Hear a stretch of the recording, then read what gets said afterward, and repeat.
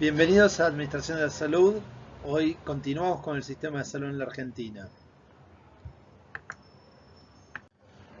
Para entender cómo es el sistema de salud en la actualidad, debemos primero entender cómo ha sido su evolución histórica. Si no, jamás podríamos entender la cantidad de fragmentación y segmentación que tenemos en nuestro sistema.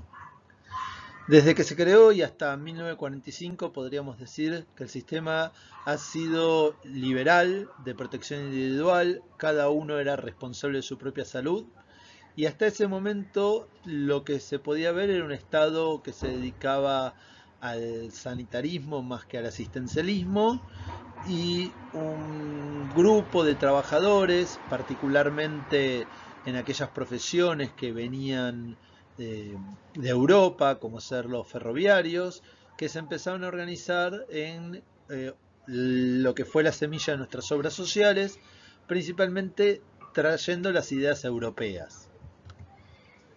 En 1945, a partir de la subida del peronismo al poder, y principalmente con la figura del primer secretario de salud, el doctor Ramón Carrillo, una eminente figura a nivel internacional, una eminente figura en la salud pública, y con el comienzo del Estado benefactor se desarrolló el sistema público, se duplicó la cantidad de camas existentes hasta ese momento, se aumentó mucho la capacidad instalada y los primeros programas de salud.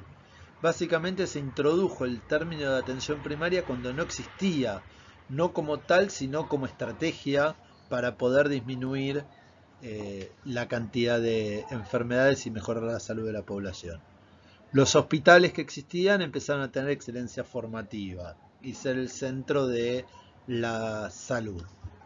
A partir de 1955, con el golpe militar, llegó el desfinanciamiento del sector público y la transferencia hacia las provincias sin el correspondiente presupuesto, obviamente, lo cual hizo que la salud pública empiece a perder o a desfinanciarse. Si hoy vemos o creemos que la salud pública está empobrecida, ahí vemos su origen.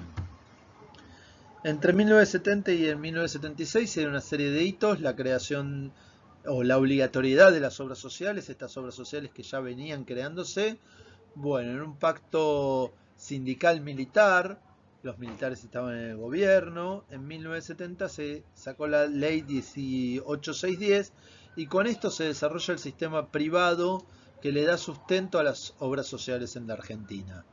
Un sistema privado que viene muy ligado al poder de turno.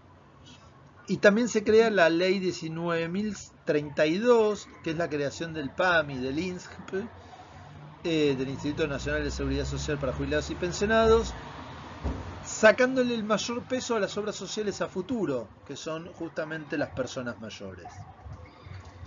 Entre 1976 y 1983, en las dictaduras más crueles y más cruentas que tuvimos en la Argentina, volvimos a una política de financiamiento del sector público, la intervención de los sindicatos y la anulación de la ley 18610, volviendo a un estado bastante pobre en cuanto a salud. A partir de 1983 y hasta 1989, con el gobierno de Raúl Alfonsín, un gobierno muy debilitado desde todos los aspectos, un gobierno que debería recuperar o buscaba recuperar la democracia, la fe en la Argentina, un gobierno que sufrió intentos de golpe de Estado, sufrió muchos paros nacionales, sufrió una hiperinflación muy importante sobre su final y que crecieron mucho los sindicatos en poder. Sacó en 1988, diciembre, dos leyes que son las 23660 y 23661, que son las leyes de obras sociales actualmente vigentes y el Seguro Nacional de Salud, tratando de crear un sistema unificado, que por supuesto no lo logra y queda un poquito desdibujado. Ambas leyes están vigentes actualmente. A partir de 1990 y hasta el 2010 aproximadamente, la salud sale de la agenda legislativa, pasa a ser una cuestión de reformas administrativas del Ejecutivo y se desregulan las obras sociales. Esto es la libre opción y libre elección dentro de la 23660, la posibilidad de tener un plan superador, es decir, un plan más alto según si tenés para pagar. El programa médico obligatorio, que uno lo vería como los derechos mínimos que cada uno tiene de cobertura, sin embargo también lo podemos comprender como una herramienta económica para homogeneizar los productos y salvar las imperfecciones de mercado. El Hospital Público de Autogestión, luego devenido en Hospital Público de Gestión Descentralizada, HPGD, con la idea de autofinanciamiento por parte de los hospitales. Y finalmente podemos observar, entre otras medidas, el Programa Nacional de Garantía en la Calidad de Atención Médica. Otro programa que, si lo vemos, es muy interesante, sin embargo, una de las claras intenciones vuelve a ser diferenciar productos y precios según la calidad ofrecida.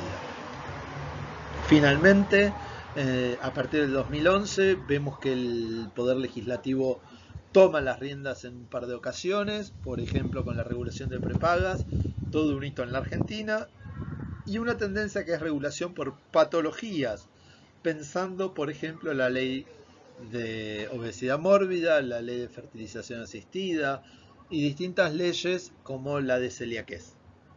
Finalmente, y como promesa de hace unos años, se viene luchando por tener una Agencia Nacional de Evaluación de Tecnología Sanitaria o en Salud que regule la incorporación de tecnologías a la Argentina y pensar en un plan nacional único de salud garantizado. Otro aspecto organizativo importante es la cobertura de salud. Rápidamente podemos ver que la seguridad social entre las obras sociales nacionales, las provinciales y el PAMI cubre a 27 millones de personas, un poquito más.